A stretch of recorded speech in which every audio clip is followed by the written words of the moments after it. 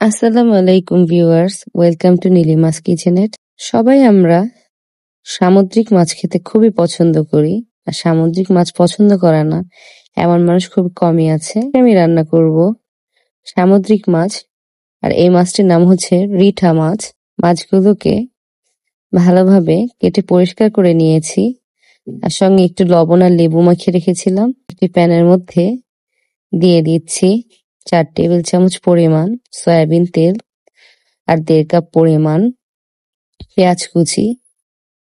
দেন এর মধ্যে অ্যাড করে দিচ্ছি 1 কাপ পরিমাণ পেঁয়াজ বাটা। আর আপনারা চাইলে পেঁয়াজ বাটাটা স্কিপ করতে পারেন। এরপর দিয়ে দিচ্ছি 1.5 চা চামচ পরিমাণ কাঁচা জিরা বাটা। আর এতে করে যে কোনো মাছেরই স্বাদ দ্বিগুণ বেড়ে যায়।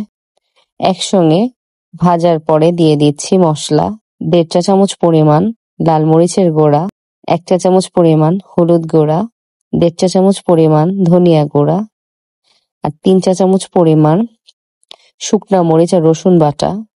যেহেতু সামুদ্রিক মাছ, এই মাছগুলো একটু সল্টি থাকে, সেক্ষেত্রে লবণটা বুঝে দিতে হবে। আমি এখানে 1.5 চা চামচ পরিমাণ লবণ দিয়ে দিয়েছি। আর ঝাল একটু হলে এই মাছগুলো খেতে দারুণ লাগে। এরপর দিয়ে দিলাম অল্প একটু পানি। এতে করে মশলাটা খুব ভালোভাবে কষানো যাবে। বেশ কিছুক্ষণ মশলাগুলো কষিয়ে নিতে হবে, এতে করে মাছের টেস্ট খুব ভালো হবে। আর যেহেতু সামুদ্রিক মাছ, এইসব মাছে একটু ব্যাড স্মেল থাকে, সেই ক্ষেত্রে মাছগুলো ভালোভাবে ধুয়ে একটু লেবু কিংবা ভিনেগার মাখিয়ে 10 মিনিট রেখে দিলে হবে, কোনো প্রকার গন্ধ থাকবে না। উপরে ছড়িয়ে দিচ্ছি ভাজা জিরা গুঁড়া, সামান্য দিচ্ছি কারণ আমি তরকারিটা নামানোর আগে আরেকটু দিব। এখন আমি মাছগুলো দিয়ে দিব। আর মাছগুলো আপনারা যারা ভেজে খেতে পছন্দ করেন তারা হালকা একটু ভেজে নিতে পারেন, কিন্তু এতে করে মাছের টেস্ট কমে যাবে। যেহেতু এটা সি ফিশ, এগুলো অনেক নরম থাকে মাছগুলো, আর খুব বেশি নাড়া যাবে না। ঢেকে দিলাম।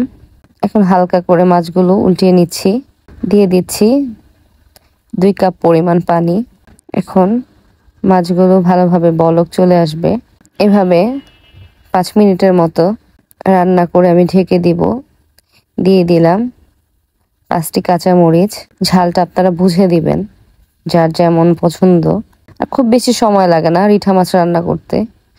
যে কোনো সামুদ্রিক মাছই বয়েল হয়ে আসলে বেশিক্ষণ সময় লাগে না। এখন ঢেকে দিব আমি 10 মিনিটের জন্য। আপনারা যারা পছন্দ করেন ধনিয়া পাতা খেতে, তারা ধনিয়া পাতা দিতে পারেন, কিন্তু আজকে আমি ভাজা জিরা গুঁড়া দিয়ে রান্না করব। এতে করে সাদা ভাতের সাথে মাছটা খেতে খুবই দারুণ লাগে। প্রায় হয়ে গিয়েছে। এখন আমি দিয়ে দিলাম 1/2 চা চামচ পরিমাণ ভাজা জিরা গুঁড়ো, উপর থেকে ছড়িয়ে দিয়েছি। চুলাটা অফ করে ফেলবো। আর হালকা একটু ঝোল রেখে নামাতে হবে। তরকারিটা ঠান্ডা হলে পরে ঝোলটা টেনে নেয়, উপরে মোটা সরের মতো পড়ে যায়, সেই ক্ষেত্রে হালকা একটু ঝোল থাকতে নামিয়ে নিতে হবে। হয়ে গেল রিঠা মাছের ঝটপট কারি। ভিডিওটি কার কেমন লাগলো আমাকে জানাবেন। ভালো লাগলে লাইক, কমেন্ট, শেয়ার করবেন। ধন্যবাদ সবাইকে। আল্লাহ হাফেজ।